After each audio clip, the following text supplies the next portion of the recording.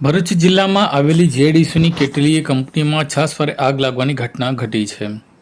આગ લાગવાની ઘટનામાં હંમેશા કામદારોનો ભોગ લેવાતો હોય છે. ત્યારે ભરૂચ અંકલેશ્વર બાદ હવે વાગરાની જીઆઈડીસીમાં આવેલી કંપનીઓમાં પણ આગની ઘટના લાગી રહી છે. થોડા દિવસ પહેલાં જ બે મોટી કંપનીઓમાં આગ લાગવાની ઘટના ઘટી હતી. ત્યારે ગઈકાલે મોડી રાત્રિના સમયે વાગરા તાલુકામાં આવેલી સાયખા જીઆઈડીસીમાં ગોલ્ફ બોલ બનાવતી ટી વેન્ચર કંપનીમાં આગ લાગવાની ઘટના ઘટી હતી.